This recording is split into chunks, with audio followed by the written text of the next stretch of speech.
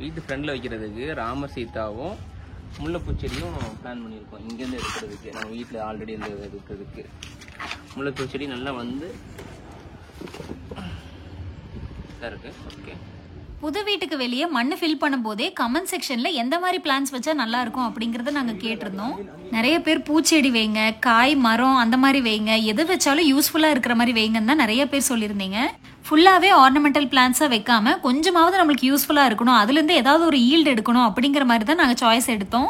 First நாங்க இதுல இருந்து தான் ஆரம்பிச்சோம். ஏன்னா இது ரொம்பவே சென்டிமெண்டலானது, ஸ்பெஷலானதும் கூட. பிரான்ச்சஸ்ல சின்ன சின்ன 3 பிரான்ச் இருக்கு. இதுல 1 2 3 பிரான்ச்சஸ். ஓகே, போலாம். இது என்ன செடி? இது ராமர் சீதா. முள் சீதா. முள் சீதா. புது வீடு கட்டி குடி போகிற இந்த நேரத்துல எங்க பாட்டி எங்க கூட இல்ல அப்படிங்கிறது ரொம்பவே கஷ்டமான விஷயம் தான். ஆனா அவங்க வீட்ல இருந்து எடுத்துட்டு வந்த மரம் எங்க கூடயே இருக்கணும் அப்படின்னு நினைச்சுதான் இந்த செடியை நாங்க சூஸ் பண்ணோம். அதுவும் இல்லாம ராம் சீதாவை பொறுத்த வரைக்கும் நிறையவே மெடிசினல் பெனிஃபிட்ஸ் இருக்கு. நம்மளுக்கு இந்த செடி எவ்வளவு யூஸ் ஆக போகுதுன்னு எனக்கு தெரியல. ஆனா வெளியே வைக்கிறதுக்கான காரணம் மத்தவங்க யாருக்காவது இந்த செடி யூஸ் ஆகும் அப்படிங்கிறதுக்காக தான். பொதுவாவே கேன்சரால பாதிக்கப்பட்டவங்களுக்கு இது ஒரு நல்ல மருந்துன்னு சொல்லுவாங்க. நீங்க சொல்லியிருந்த மாதிரி மெடிசினல் பிளான்ட்டுக்கு இந்த ராம் சீதா சூஸ் பண்ணியாச்சு. பூச்செடி சொல்லியிருந்தீங்க, அதுக்கு போகன் வில்லா கடையில இருந்து வாங்கிக்கிட்டோம். கூடவே நம்ம கிட்ட இருக்கிற முல்லைப்பூவும் ஆட் பண்ணிக்கிட்டோம். எப்பவுமே பூத்துட்டு இருக்கிற மாதிரி வீட்டுக்கு 2 பக்கமும் இந்த ஒயிட் கலர் போகன் வில்லா இருக்கணும்னு நாங்க நினைச்சோம். பாக்குறதுக்கே ஒரு மாதிரி கண்ணு குளிர்ச்சியா இருக்கும். அதுவும் இல்லாம பிங்க் கலர் நாங்க சூஸ் பண்ணல, ஒயிட் தான் சூஸ் பண்ணிருக்கோம். எல்லா இடத்துலயுமே இன்ஃபேக்ட் கமெண்ட்ஸ்ல கூட நீங்க பிங்க் ஆர் ஆரஞ்சு கலர் தான் வைக்க சொல்லியிருந்தீங்க. ஆனா நாங்க ஒயிட் கலர் தான் சூஸ் பண்ணியிருந்தோம். இது கொஞ்சமே யூனிக்கா இருக்கிற மாதிரி ஒரு ஃபீல் இருந்துச்சு. அதனாலதான் ஏன் தண்ணி விட்டாதான் க்ரோ பேக்ல இருந்து செடி எடுத்து ஸ்ப்ரெட் பண்ண முடியும். ஈஸியா இருக்கும். கமெண்ட்ஸ்ல நீங்க மருதாணி வைங்க அப்படின்னு சொல்றதுக்கு ரொம்ப நாளுக்கு முன்னாடியே மருதாணி நம்ம வீட்டுக்கு வெளியே கண்டிப்பா வைக்கணும் அப்படின்னு சொல்லி வீட்லயே பதியம் போட்டு வச்சிருந்தாங்க. மருதாணி நம்ம அரைச்சு வைக்க போறோமோ இல்லையோ தெரியல. ஆனா மருதாணி இருக்கிற இடத்த லைட்டா கிராஸ் பண்ணி பார்த்தாலே தெரியும், அவ்வளோ ஒரு தெய்வீகமான ஸ்மெல் வரும். அதுக்காகவே அதை வைக்கணும்னு முடிவு பண்ணிட்டோம். இது வாழைக்கண்ணு அப்படியே போட்டுச்சு. சாரி, முல்லைப்பூ இந்த சைடு வந்துடும், மருதாணி அங்க போகும்.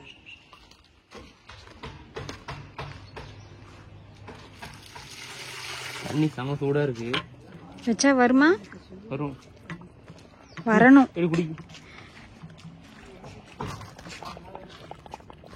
Bubbly bubbly.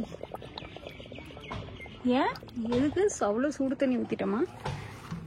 நாங்க எடுத்து வச்சிருந்த எல்லா செடிக்குமே நிறைய தண்ணி ஊத்தி மண்ணை நல்லா ஊற வச்சிட்டோம். அப்பதான் வேர் இழுக்கும் போது வரும்.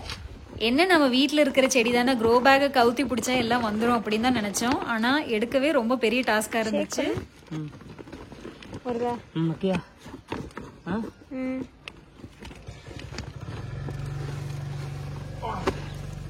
பார்த்து என்னத்த ஜிம்முக்கு போறியோ தெரியல. ஏன்னா கீழே ஃபுல்லா வேர் கட்டு.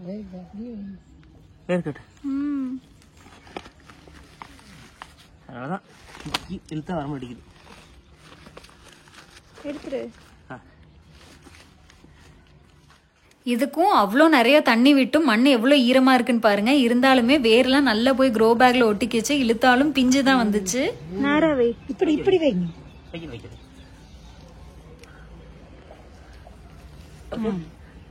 இவர் கொடுக்குற பில்டப் எல்லாம் பார்த்தா ஒருவேளை க்ரோ பேக் விட்டிருவாங்களோ அப்படின்னு சொல்லி கொஞ்சம் பயந்துட்டேன். இங்க மறுபடியும் யூஸ் பண்ண முடியாம போயிருமோ அப்படின்னு. நல்ல வேலை அப்படியே எடுத்து வச்சுக்கிட்டாங்க. செடி வைக்கிறதுக்கு குழி தோண்டுன்னு சொன்னா அடியில பைப்பு தெரியுற வரைக்கும் தோண்டி விட்டுட்டாரு. எப்படியோ ஒரு வழியா எடுத்து வச்சாச்சு. அடுத்ததாவது ஆழம் கொஞ்சம் கம்மியா தோண்டுங்க அப்படின்னு சொல்லி வச்சோம்.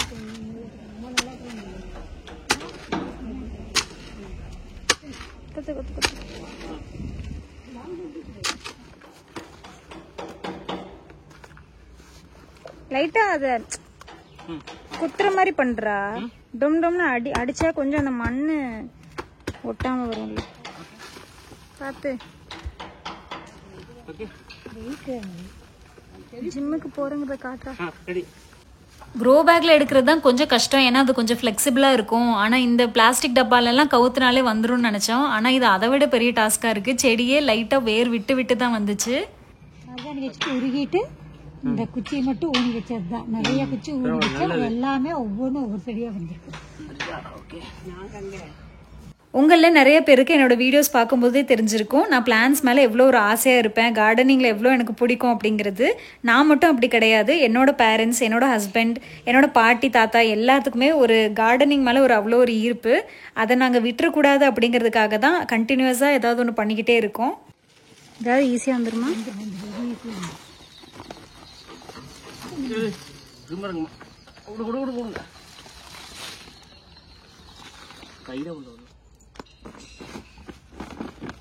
அங்கே உள்ள கொண்டு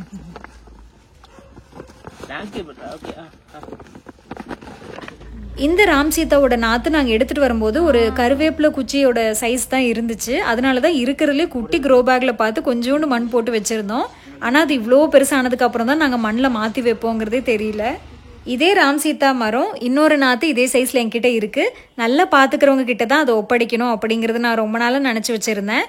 நம்மளுக்கு இவ்வளோ அழகாக வீடு கட்டி கொடுத்துருக்காரு இல்லையா நம்ம இன்ஜினியர், அவருக்கு ப்ரெசென்ட் பண்ணணும் அப்படிங்கிறத நாங்கள் பிளான் பண்ணியிருக்கோம். சரி, ஓகே. இப்போ ஒயிட் போகன்வில்லா வந்து பிரிச்சுட்டு இருக்காங்க இல்லையா, இதில் வந்து கீழே பார்த்தீங்கன்னா தெரியும் வல்லாரக்கீரை அப்படியே லைட்டாக கொஞ்சம் இருந்தது. அதையும் அப்படியே சைடாக வேஸ்ட் பண்ணாமல் நெட்டி வச்சிடலாம் அப்படிங்கிறத நினச்சோம். ஜிம்முக்கு போறாங்க அப்படின்னு எல்லாரும் கமெண்ட் பண்ணுவாங்க. எல்லாரும் கமெண்ட் பண்ணுவாங்க. முத்து பயங்கரமா கார்டனிங் பண்றாங்க. ஓகே, வச்சிரு இந்த பக்கமா பார்த்து வச்சிரு. மரம் வந்து இந்த சைடா பார்த்து ரேம்ப் சைடு பாக்குற மாதிரி வேணும். இந்த சைடு வேண்டாம், ரேம்ப் சைடா பார்த்து வைக்கும்போது நல்லா இருக்கும். இல்லைங்களா? ஓகே. ஓகே. இல்லடா. ஓகே. போதும். ஒரு வழியா எல்லா செடியும் நம்ம பாட்ல இருந்து மண்ணுக்கு டிரான்ஸ்ஃபர் பண்ணியாச்சு.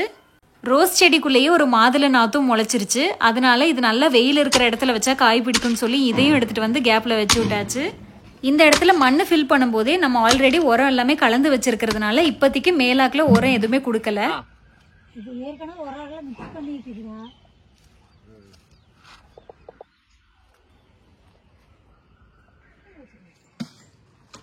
தண்ணி ஊற்றணும். தண்ணி ஊற்றிட்டு அதான் வைக்கிற இடத்துல போய் வச்சிடலாம் வெயிட் பண்ணிட்டு அடுத்து அதான் பார்க்க போனேன். ஜப்பான் கொய்யா இருக்குதுங்களாமா. இவன் தான் ஜீசு, நம்ம வீட்டோட செக்யூரிட்டி கார்டு. போடு ஊத்து போது ரெக்கார்ட் ஆயிட்டு இருக்குடா.